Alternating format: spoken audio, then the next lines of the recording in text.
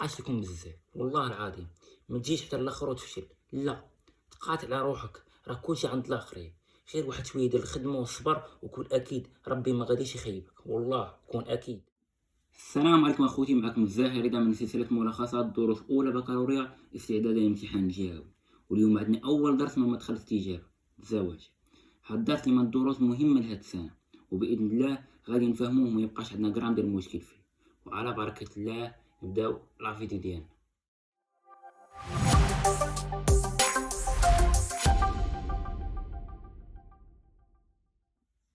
ملخص درس الزواج، الأحكام والمقاصد.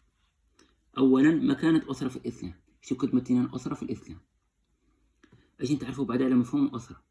الأسرة هي مؤسسة اجتماعية تجمع بين رجل وامرأة بعلاقة شرعية تضمن للطرفين حقوقهما وواجبات كل منهما تجاه الآخر، وهي الطريقة الشرعية الوحيدة لإنجاب الأبناء.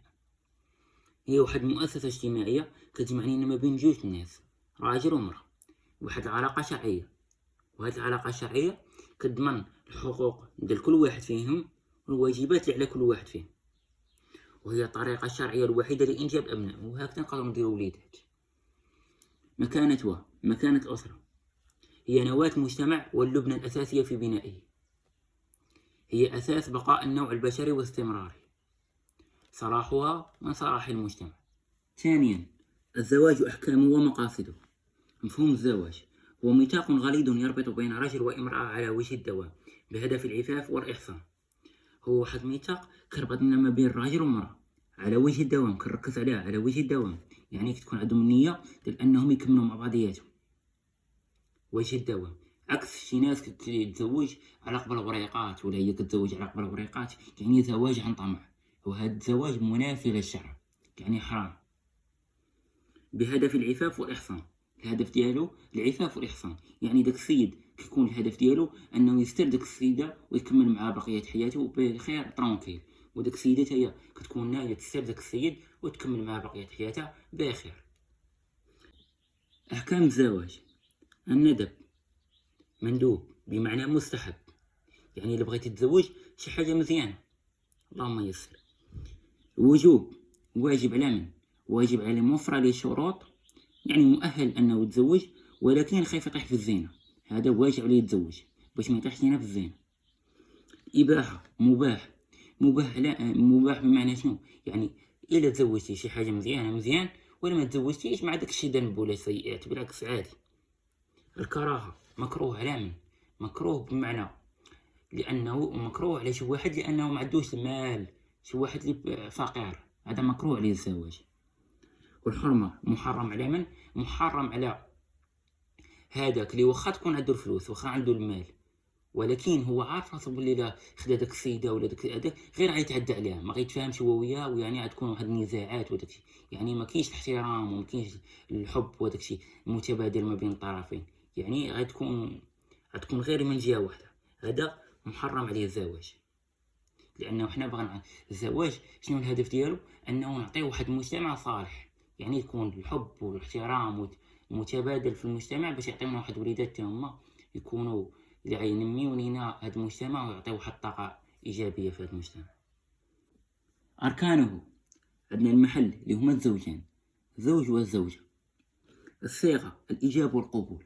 شنو كتعني بمعنى الصيغه الايجاب والقبول؟ بمعنى انه الزوج ديالنا يكون قابل، يقول انا قابل بهذا الزواج، والزوجه ديالنا حتى هي نفس الشيء تقول انا قابله بهذا الزواج. كاينين في بعض الحالات كتكون الزوجه ديالنا كتستحي، بمعنى شنو؟ كتحشم، يعني ما تقدرش تقول انا قابله بهذا الزواج. شنو في هذه الحاله؟ غتكتب بلي راها قابله، ولا تعطي شي حركه ولا شي دليل، مثلا ابتسامه ولا شي حاجه كدير على انها قابله بهذا الزواج. الصداق ما يبدله الزوج من مال. الصداق حنا كاملين عارفين شنو هو الصداق، ما يبدله الزوج من مال، ولكن كاين في بعض الحالات لانه الصداق ما كاينش غير مال، يقدر يكون حاجه معنويه. كاينين بزاف الناس اللي تزوجوا وعطاو في الصداق حاجه معنويه. على سبيل المثال كاين واحد الصحابي اللي عطى الزوجه ديالو صداق بحاجه معنويه. شنو هي الحاجه المعنويه؟ انه وعدها انه يبقى يعلمها ما تيسر من القران، احسن صداق. ولكن في الحاله ديالنا حنايا ماشي احسن صداق. في الحاله ديالنا حنايا دابا كنقول ما كنعممش، ولكن اغلبيه اغلبيه عندك 160 الف ريال وتطالع، مليون وتطالع. كاين اللي كيطلب الصداق ديالها حتى 10 مليون. كاين اللي خطب بيلوط وما بغاتش. كاين بزاف ديال الحالات صافي. بلا ما نخرجوا على الموضوع، شروطه شروط الزواج. عندنا الاهليه. شنو معنى الاهليه؟ بلوغ سن الزواج. مثلا في المغرب عندنا 18 سنه، خاصها تكون عندك 18 سنه عاد تزوج، يعني تكون عندك لاكارت ناسيونال. موافقه الولي. موافقه الولي كيكون يا الاب ديالك ولا الام ديالك، ولا ما كانوش شي واحد في الاقارب ديالك، خالك ولا عمك، المهم شي حد يكون ولي ديالك هو اللي تاخذ الموافقه ديالو. شهاده العدلين. شهاده العدلين. شهاده العدلين. شهاده العدلين بمعنى حنا كاملين عارفين العدول كنحتاجوا الشهاده ديالهم. الشهاده ديالهم فاش؟ في الصيغه اللي دوينا عليها هنايا ديال الايجاب والقبول. يعني هما كيشاهدوا على داك السيد ما كيقول انا قابل بهذا الزواج، وكيشاهدوا بداك السيده ملي كتقول انا قابله بهذا الزواج، يعني هما كيكونوا شهداء على هذا الزواج. عدم اسقاط المهر. عدم اسقاط المهر. شنو هو المهر؟ اللي هو الصداق. كنحيدو الصداق ضروري، واخا تعطي شي حاجه قليله مهم تعطيه. المهم الصداق ما يطيحش، ما يتحيدش الصداق. عدم اسقاط المهر كما قلت لكم، غير حاجه معنويه. لا قبلت بك السيده وبقيتها حاجه معنويه، اللهم يسر. انتفاء موانع شرعيه. انتفاء موانع شرعيه بالنسبه للمراه انها ما تكونش داخله العده. تقول لي شنو هي رضا هاد العده؟ هاد العده هي الفتره اللي ما بعد الطلاق ديالها. هاد الفتره كتختلف من المراه للمراه. هاد الفتره علاش كيديروها؟ هاد الفتره من اجل براءه الرحم. من اجل براءه الرحم، انه كتاكدوا داك المراه ان ما عندها حتى شي مولود في كرشها، ولا يعني ما والد ما حاملهش بالدارجه ديالنا. وفي حاله الرجل انتفاء موانع شرعيه بحاله الرجل انه ما يكونش مزوج اكثر من 3 نساء. يعني انت الا كانت هاد الزوجه اللي يتزوج بها تكون هي الرابعه، حيت الشرع عطى الرجل 4 نساء. ونزيد لكم واحد الحاجه اخرى، هذا الراجل اللي باغي يزيد الخامسه مسخوط الوالدين. مقاصد الزواج بمعنى علاش كنمشيو نتزوجوا، شنو الهدف اللي باغي نحققو. تحقيق الاحسان والعفاف للزوجين. كما قلت قبيلات، يعني كتعيشوا في الحلال، كيكون لا حرام لا والو. زرع الموده والرحمه والالفه بين الزوجين، كتكون عندنا واحد الموده والرحمه ما بين الزوجين ديالنا.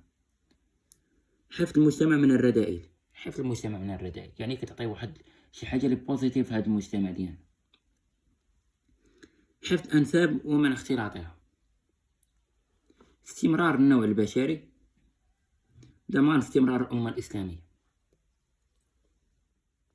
وحتى هنا غادي نكونوا ثالينا الملخص ديال الدرس ديالنا. كنتمنى يكون نال اعجابكم ويكون كلشي واضح. وغير الصبر اخوتي، الصبر ما بقاش لكم بزاف والله العظيم. ما تجيش حتى الاخر وتفشل، لا، تقاتل على روحك، راه كلشي عند الاخرين. غير واحد شويه ديال الخدمه والصبر وكون اكيد ربي ما غاديش يخيبك، والله كون اكيد. دائما تحت شعار تقاتل على روحك. والله يوفقكم جميعا اخوتي، والسلام عليكم.